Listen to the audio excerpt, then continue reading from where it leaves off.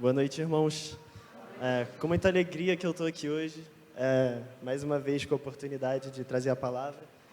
Agradeço aos irmãos por tudo que vocês têm proporcionado para mim. Com certeza, isso aqui é uma fase, é um aprendizado e, graças a Deus, vocês estão aqui comigo e fazendo parte dessa minha história. Tia Henrique falou que eu estava muito bonito, agradeço já o elogio. Eu quase nunca uso terno. Para quem me viu todas as vezes que eu usei terno, deve ter me visto umas 4 vezes no máximo. Aí eu fui, humildemente, pedir ajuda ao Arthur, seu filho, para me ajudar. Pô, Arthur, eu vou de terno fechado, vou de terno aberto. Queria sua ajuda, né, porque o Arthur é um cara estiloso. Aí, pô, Arthur, terno aberto, terno fechado, o que eu faço? Aí eu fechei, aí ele, agora abre. Aí eu abri. Aí eu, agora fecha. Aí fechei. Abre de novo. Aí ele falou assim, não faço ideia. Pô, obrigado, Arthur. Ajudou bastante. E aí eu estou aqui agora assim de terno aberto e acredito que não tenha muito problema. Bom, eu estou aqui mais uma vez com essa missão de trazer a palavra de Deus, a palavra que vem me incomodando, vem falando no meu coração. E eu espero que nesse momento Deus também possa falar na sua vida, possa falar na sua noite. Quero pedir a algum jovem adolescente aí que traga um copo d'água para mim. Pode ser da Visão. Você mesmo. Obrigado, cara.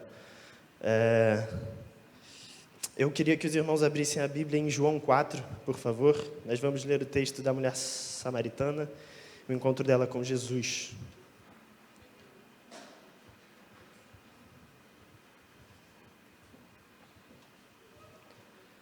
João 4. Vou pedir para os irmãos ficarem de pé, por favor, para a gente ler a Bíblia. A gente vai ler do versículo 1 ao versículo 26. É um trecho um pouco longo, mas é a história completa. Então, peço aos irmãos que, por favor, me acompanhem durante essa leitura. João 4.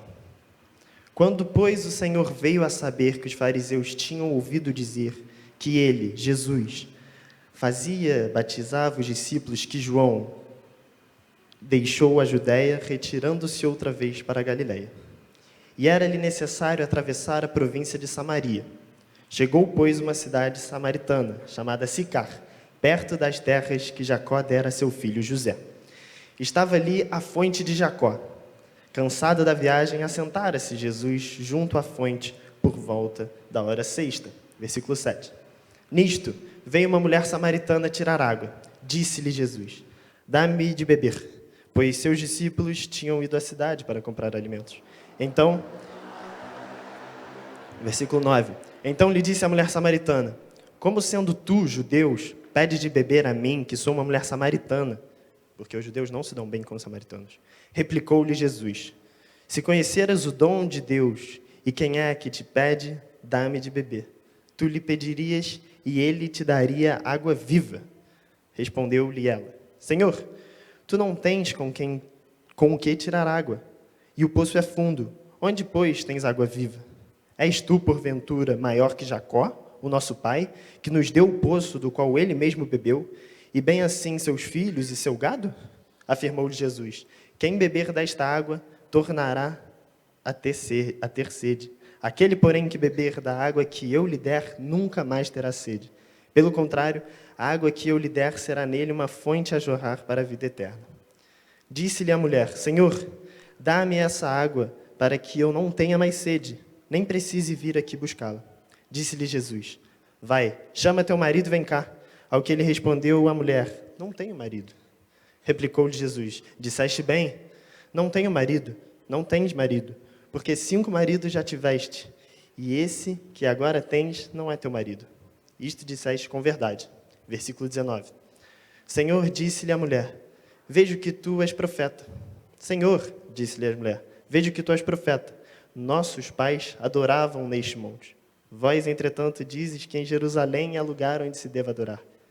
Disse-lhe Jesus, mulher, podes crer-me que a hora vem, quando nem este monte, nem Jerusalém adoreis ao Pai. Vós adorais o que não conheceis. Nós adoramos o que conhecemos, porque a salvação vem dos judeus. Mas vem a hora, e já chegou, em que os verdadeiros adoradores adorarão ao Pai. Mas vem a hora, e já chegou, em que os verdadeiros adoradores adorarão ao Pai em espírito e em verdade. Porque são estes que o Pai procura para seus adoradores. Deus é espírito, e importa que os seus adoradores o adorem em espírito e em verdade. Eu sei, respondeu a mulher, que há de vir o Messias, chamado Cristo. Quando ele vier, nos anunciará todas as coisas. Disse-lhe Jesus: eu sou o que falo contigo. Senhor Deus, muito obrigado por esse dia, muito obrigado por essa oportunidade de estarmos aqui na tua casa, lendo a tua palavra. Obrigado porque temos essa oportunidade de cultuar o teu nome, de prestarmos cultos, prestarmos louvores a ti, Pai. Só tu é honra, tu é a glória, só tu é digno de receber toda a nossa adoração e a nossa vida. Por isso estamos aqui, Pai. Te peço nessa noite que a tua palavra possa mexer com os nossos corações, que a tua palavra possa transformar-nos de maneira completa, Pai. Que possamos todos nós sairmos daqui diferente de como chegamos. Que a tua mensagem possa transformar a nossa vida, assim como fez com essa mulher samaritana, Pai. Isso aqui eu te peço e te agradeço, em nome de Jesus, amém. Podem sentar. Valeu, te obrigado. Bom,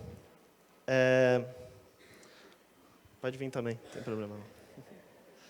Obrigado, cara. Obrigado. Bom, a gente vê que nessa história, Jesus estava fazendo uma viagem, e nessa viagem, obrigatoriamente, ele deveria passar por essa cidade, por essa região chamada Samaria. Um breve contexto histórico, lá no tempo de Salomão, filho de Davi, depois que ele assumiu o reinado e depois que ele morreu, o reino se dividiu em Reino do Sul e Reino do Norte. O Reino do Norte, sua capital era Samaria, e o Reino do Sul, a capital era o reino Judá. Logo, esses dois extremos, essas duas localidades, começaram a ter uma rixa entre povo de Deus. Afinal, os dois eram judeus, de certa forma, mas eles se dividiram. Então, eles não se gostavam, não se davam bem. O povo de Samaria e o povo judeu e o povo de Judá não se davam bem. Jesus era judeu, a mulher samaritana. Por isso, quando Jesus chega a essa mulher samaritana, há esse impacto social que Jesus causou. E a primeira coisa que eu queria tirar de lição desse texto, e talvez uma coisa que o Evangelho traga em toda a Bíblia, é esse contradiscurso do Evangelho em relação às crenças mundanas. A gente aprende que na missão de Deus, a missão da igreja e a missão de cada um é propagar o Evangelho. O Evangelho que é supracultural. Independente se você é do Brasil, se você é da Argentina, dos Estados Unidos, da Índia, de uma tribo, não interessa a sua cultura. O Evangelho, ele é maior que toda a cultura.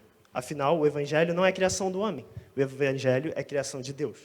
E o Evangelho, quando ele entra na cultura, ele entra na sociedade, ele serve justamente para mostrar o que essa cidade tem de cosmovisão e essa cidade tem de práticas e costumes que são pecaminosos. Independente da sociedade que for, a cultura tem traços humanos pecaminosos. E por isso o Evangelho tem o papel de entrar nessa cultura e transformar completamente a visão de o que é certo e o que é errado. Porque o que é certo e o que é errado não sou eu, Pedro, que diz. Não é meu pai, Edivaldo, que diz. Mas é sim a Bíblia, Deus, que diz. É o melhor senso de justiça, é o melhor senso de direção que nós devemos seguir. Por isso, não interessa quem seja, o Evangelho é para ser pregado. Por isso existem missões mundiais, por isso existem missões nacionais. Por isso existe um barco da Junta de Missões Nacionais que vai entrando no rio, afora, procurando os ribeirinhos que nunca escutaram o Evangelho, mas sim, eles precisam escutar, porque o Evangelho sim pode transformar a vida deles. Sim, eles fazem coisas que não agradam a Deus. Sim, você também faz coisas, eu também faço coisas que não agradam a Deus. Logo, o Evangelho serve para todos. O Evangelho serve para todos. E, mais uma vez, Jesus chega numa situação quebrando um paradigma. Ele fala com uma samaritana. Um judeu que aquela sociedade não via isso com bons olhos, chega nessa oportunidade e se aproxima de uma samaritana. Ora, é um contradiscurso. É um contradiscurso daquela sociedade que fala que esses dois povos não podem se relacionar. Logo, Jesus, ao se aproximar dela e falar com a samaritana, ele mostra exatamente que o que ele veio fazer aqui e a mensagem do Evangelho é contra e é contrária a qualquer tipo de pensamento ideológico, político e social da época. A gente vê isso em Jesus aqui, mas a gente também pode trazer isso, por exemplo, em Isaías 6:5. Isaías 6:5 é quando Isaías recebe o seu chamado para ser profeta. Isaías, ele era um homem incluído num povo impuro, de lábios impuros. E quando Deus chama ele, é exatamente isso que ele fala: como posso eu, errado do jeito que sou, com lábios impuros do jeito que sou, ser um profeta? Isso não faz sentido. Mas Deus não quer fazer sentido. Como aqui, quando eu falei que ia fazer seminário aqui e comecei a seguir esse caminho, uma coisa que me marcou muito que o tio Henrique falou é que Deus não escolhe os capacitados, Deus capacita os escolhidos. Isaías aqui, ele tinha na mente dele, provavelmente toda a sociedade em volta dele, falava que você não pode, porque você é impuro. Nós somos impuros, de lábios impuros. E Deus mostra que não, eu não estou aqui para cumprir regras, eu não estou aqui para seguir padrões que o mundo te fala que é certo. Eu estou aqui para cumprir o meu propósito. Então ele chama Isaías. Jeremias, a mesma coisa. No capítulo 1 de Jeremias, o profeta foi chamado e ele falou assim: eu sou tão jovem. Com certeza a visão dele e a visão de todos que o rodeavam era essa: eu sou tão jovem, como posso eu, jovem, sem autoridade, sem reconhecimento nenhum, assumir esse posto de profeta? Eu não posso fazer isso. Mais uma vez, Deus mostra a Jeremias que ele não pode fazer isso. Ele não pode achar que, pelas forças dele, pelas forças que a sociedade fala que é certo, que é errado, ele não pode achar isso, porque Deus tem a receita, Deus tem o propósito dele e nada pode mudar. Além de Jeremias, tem o profeta Oséias também. O profeta Oséias, no capítulo 1, no versículo 2, Deus o convoca para casar-se com uma prostituta. Ele fala que o povo estava usando os deuses como prostitutas, não sei direito. Mas a situação é que cada hora o povo estava adorando um deus. Então Deus escolhe o profeta Oséias para casar com uma prostituta, para mostrar na pele o que o povo estava fazendo, adorando vários deuses em momentos diferentes, a hora que eles simplesmente descem na pinta deles. Então Deus mostra na pele que Oséias, casando-se com uma prostituta, ele mostra que ele não está nem aí para o que o mundo acha de casar-se com uma prostituta. Ele não está nem aí para isso. Mais uma vez, ele quebra um paradigma do mundo. Mais uma vez, ele quebra um padrão de sociedade que diz que você não deve casar com uma prostituta. A gente consegue ver também Moisés, mais um profeta, talvez um dos maiores profetas do Antigo Testamento, que quando Deus chamou ele em Êxodo 3, versículo 11, ele fala: como que eu, gago do jeito que sou, todo errado do jeito que sou, posso me apresentar diante de Faraó? Eu não tenho capacidade, eu não posso fazer isso. Com certeza, todo o povo e todas as pessoas que conheciam Moisés falavam para ele que ele não poderia dirigir um povo, ser responsável por um povo imenso, com milhares e milhares de pessoas. Mas, mais uma vez, Deus, com as suas obras, ele mostra o contradiscurso do Evangelho. Até no Novo Testamento, se a gente vê Maria, quando ela foi grávida, quando ela ficou grávida, e ela não poderia ficar grávida, afinal, ela era virgem. E Maria, quando recebeu a notícia de que estaria grávida do Messias, ela ficou atormentada. A Bíblia fala isso em Lucas 1, 29 e 34. Maria ficou atormentada.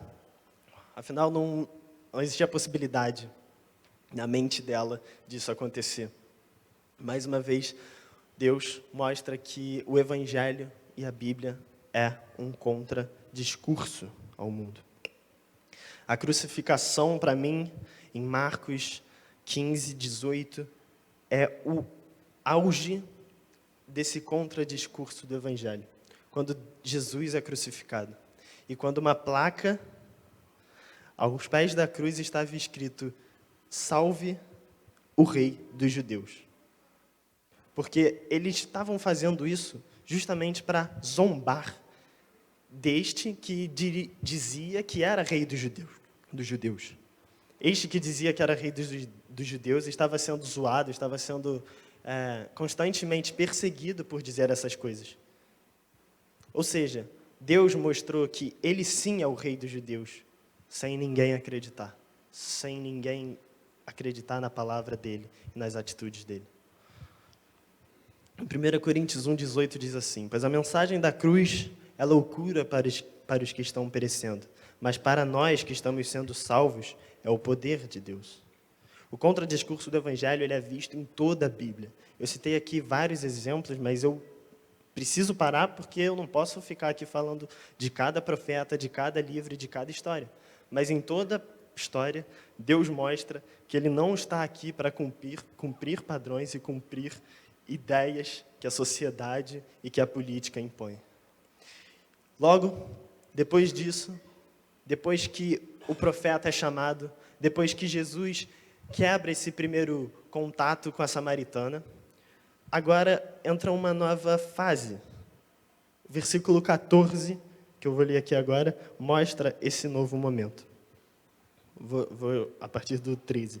Afirmou-lhe Jesus: quem beber desta água tornará a ter sede. Aquele, porém, que beber da água que eu lhe der, nunca mais terá sede. Pelo contrário, a água que eu lhe der será nele uma fonte a jorrar para a vida eterna. Aqui, depois de Jesus ter quebrado exatamente esse discurso que a sociedade impõe, depois que ele quebra isso, ele consegue finalmente se relacionar com essa samaritana, agora ele planta uma semente de esperança no coração da samaritana. E é isso que o Evangelho faz.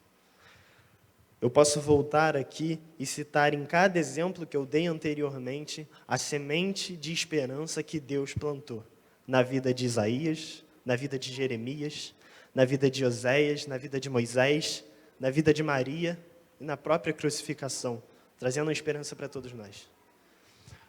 Oséias se tornou um grande profeta, Jeremias se tornou um grande profeta, Isaías se tornou um grande profeta, Moisés, da mesma forma.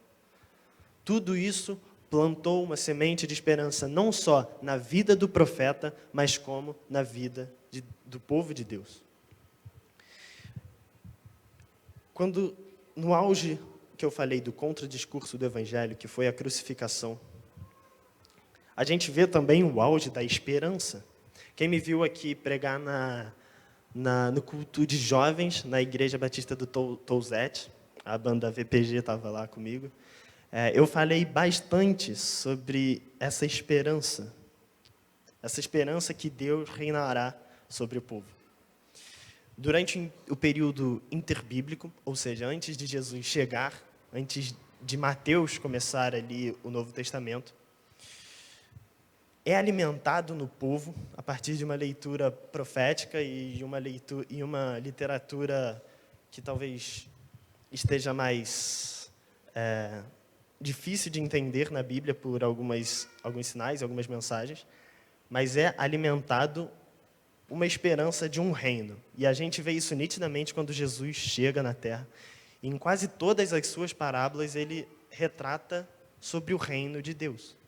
Quase todas as parábolas, Jesus usa a imagem do reino de Deus. E o que é esse reino de Deus?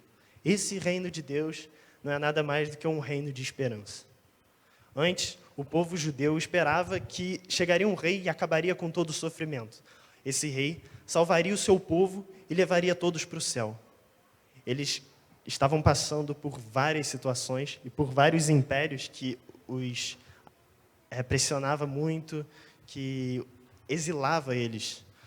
O povo babilônico, o povo egípcio, e o povo sírio, o povo grego, o povo romano. E a partir de toda essa situação, a esperança do povo era: o rei chegará e o rei nos salvará, porque nós somos o povo de Deus.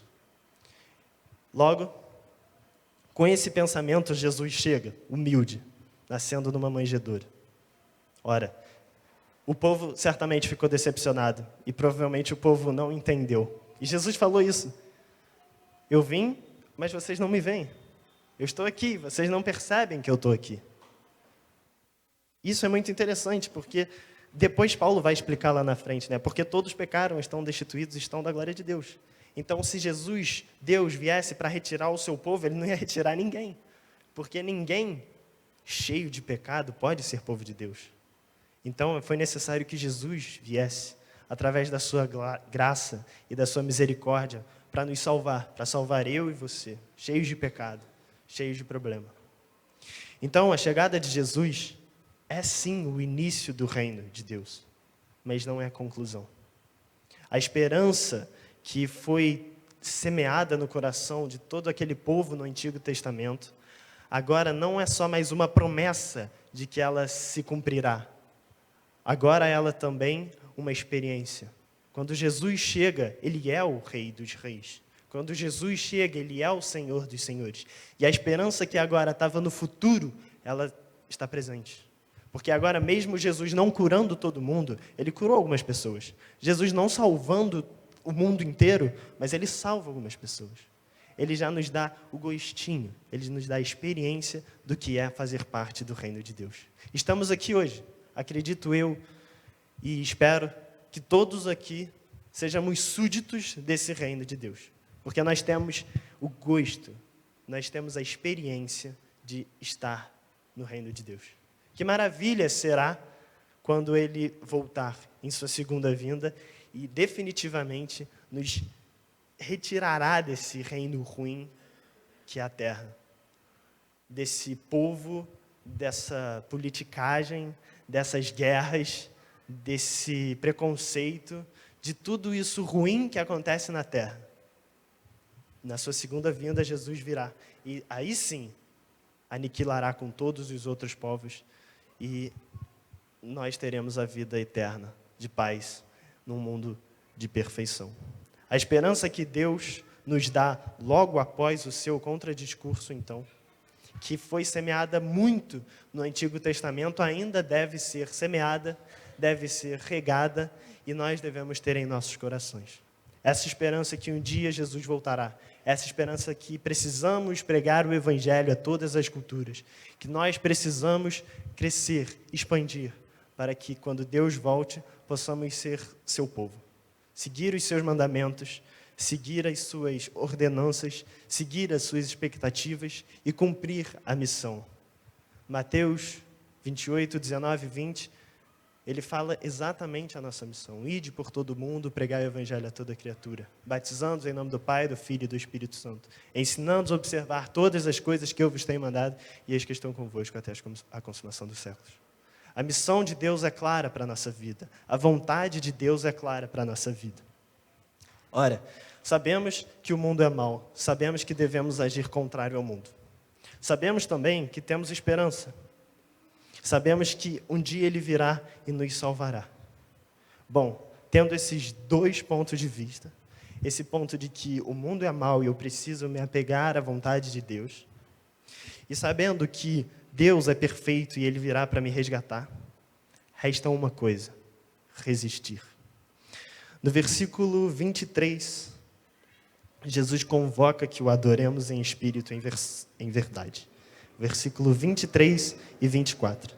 Mas vem a hora, e já chegou, em que os verdadeiros adoradores adorarão o Pai em espírito e em verdade. Porque são esses que o Pai procura para seus adoradores. Deus é espírito, e importa que os seus adoradores o adorem em espírito e em verdade. A resistência que vale a pena.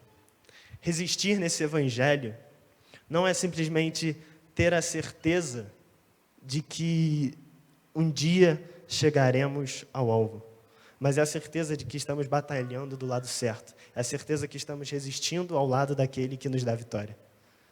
Só Ele pode nos dar vitória, e por isso nunca não estamos ao lado do mundo, nós sempre estamos ao lado da igreja, nós sempre estamos ao lado de Deus. Cada vez mais fica mais latente, e eu nunca tinha passado por isso, mas a última vez que eu fui pregar fora, eu preguei em Volta Redonda, na igreja do meu irmão Lucas, e um certo homem me chamou depois da minha pregação e começou a forçar que eu de alguma forma, me posicionasse politicamente falando. E a minha opinião política, acho que nem meu pai e minha mãe sabem, porque eu não falo para ninguém. Afinal, acho que isso é uma coisa minha, e isso é uma coisa que hoje separa muito mais do que une. Então, após eu pregar, eu sentei no banco, na verdade eu estava conversando com uma galera que estava me recebendo, ele me chamou no canto e começou a me perguntar: o que você acha de Bolsonaro? O que você acha de Lula? E começou a pedir para eu me posicionar sobre ideologias, pediu para eu me posicionar em relação ao seminário, o que o seminário acha, o que a Junta de Missões Nacionais acha, afinal eu trabalho lá também. Então ele começou a pedir uma posição para mim, e eu estava assim: amigão, eu não vou falar não. Abaixa a bolinha, calma aí, entendeu?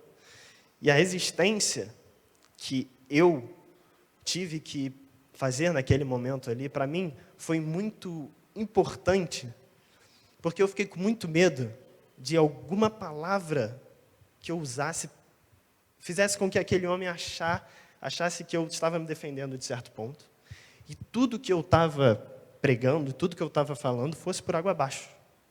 Afinal, acho que isso pode acontecer, sim. Se eu falo a minha posição política, muitas pessoas vão anular tudo que eu defendo, tudo que eu faço, tudo que eu penso e tudo que eu falo. Logo, a minha posição política, naquele momento, eu resisti ao máximo a não falar, por medo de separar aquele homem e de separar também eu do que poderia ser uma proximidade desse homem com a igreja, do que poderia ser a proximidade desse homem com Deus. A resistência desse mundo, então, não estou falando que é posicionamento político. Óbvio que não. Eu dei um exemplo porque isso serviu na minha vida. Mas a resistência que vale a pena é a resistência de que eu vou sempre defender o lado de Deus. O lado que me traz esperança, o lado que me faz ver o reino de Deus no futuro. O reino de Deus é a única certeza e a única batalha que vale a pena. E é por isso que eu decidi há um tempo atrás fazer seminário. É por isso que há um tempo atrás eu larguei tudo. Porque essa é a única verdade que vale a pena.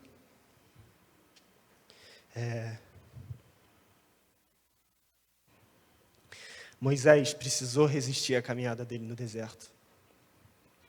40 anos com um povo chato. Moisés precisou resistir. Maria precisou resistir a todo preconceito, toda a família falando mal.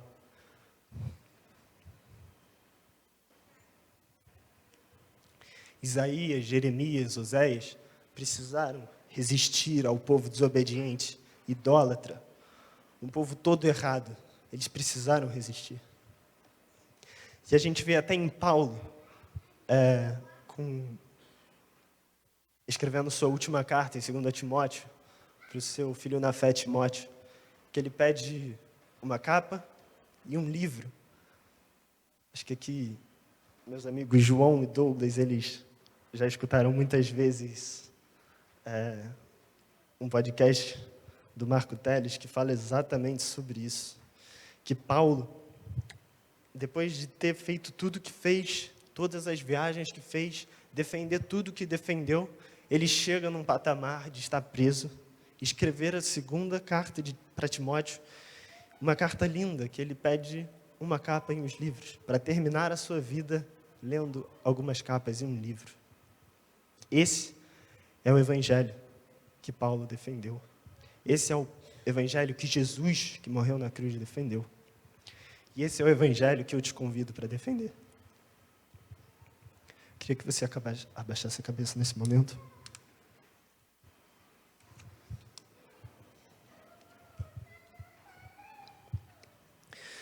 O evangelho que Jesus defendeu, o evangelho que Paulo defendeu, eu tenho certeza que foi uma experiência de uma parcialidade do reino de Deus. E por isso eu tenho certeza que valeu a pena para Paulo. Paulo preso em 2 Timóteo, ele poderia ter dito muitas coisas. Poderia ter aconselhado Timóteo a fazer diferente. Poderia ter aconselhado Timóteo a não seguir o mesmo caminho, mas não. Paulo, ele aconselha Timóteo. Ele instrui Timóteo a continuar a obra. com nenhum sinal de arrependimento, ele só pede uma capa e alguns livros para Paulo. Paulo estava sozinho na prisão, mas com a esperança de que Jesus um dia retornaria, que Jesus um dia faria com que todo o seu povo tivesse em plena e perfeita harmonia com Deus. A ação de Deus em conduzir o seu povo e pensamento de forma contrária à regência vigente no mundo. O contradiscurso do evangelho frente à sociedade de um lado. A esperança proveniente de Deus que conduz o seu povo a pensar e refletir de forma futura, onde o Cordeiro virá para salvar o seu povo e livrá-lo do mal. Diante dessas duas ideias, o discurso de resistência surge. Uma vez entendido que o evangelho é supracultural, ou seja, maior que qualquer tipo de cultura, junto com a ideia de esperança escatológica, em que Deus reinará independentemente da circunstância, cabe a nós resistirmos a tudo que é proveniente do mundo e apegarmos à verdadeira esperança futura, que é a volta de Jesus, o Filho de Deus que morreu e nos salvou de todos os pecados. Você tem a certeza? Você tem essa esperança? Você tem ficado alerta em relação aos discursos que o mundo impõe a você?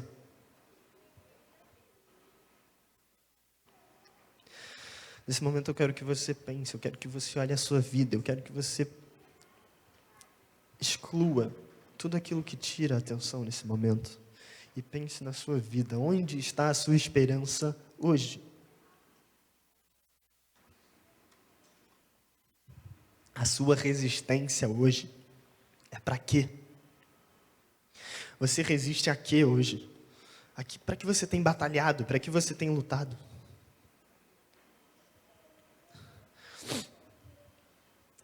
Eu sei que é muito difícil. Eu sei que é muito difícil. Mas a única luta que vale a pena é a luta ao lado de Jesus e ao lado de Cristo. Senhor Deus, muito obrigado por esse dia, Pai. Obrigado porque nesse momento tivemos a oportunidade de entendermos que a Tua graça basta, que a Tua graça é única, que a Tua graça é perfeita e que a Tua graça é a única coisa que nos faz lutar para seguirmos a Tua palavra. O Teu reino é o nosso reino. Nós queremos pertencer a esse reino, queremos ser súditos, queremos ser guerreiros desse reino, defender com unhas e dentes que o Senhor é Deus das nossas vidas e que o Senhor Jesus morreu pela minha vida, Pai. Nós batalhamos para que isso seja propagado pelo mundo inteiro, porque essa é a missão dada por Ti para a nossa vida, sermos luz. Pai, muito obrigado, porque o Senhor não faz pessoas boas te seguirem, mas o Senhor escolhe pequenos, porque o Senhor escolhe pecadores, porque o Senhor escolhe pessoas que não seriam capazes de nada, mas o Senhor escolhe essas pessoas. Obrigado porque o contradiscurso que o Evangelho traz contra a sociedade nos gera uma esperança. E essa esperança nos traz a força para batalhar todos os dias. Não só domingo, não só sábado, mas segunda no trabalho, terça na escola, quarta no trânsito, quinta assistindo um filme, sexta com a nossa família. Todos os dias, a minha vida, a nossa vida, Pai, só tem um propósito e um sentido, que é seguir as Tuas vontades. Então, por favor, Pai, nos ajude nessa direção a partir de hoje. Que a partir de hoje possamos ver e possamos sentir um certo gás. Que esse culto, que essa mensagem possa servir para que aquela pessoa que estava desanimada como eu talvez, possa se sentir forte, porque é na minha fraqueza que o Senhor me faz forte, Pai. Então, nos fortaleça. Que o Senhor nos fortaleça. Que em nome de Jesus. Amém.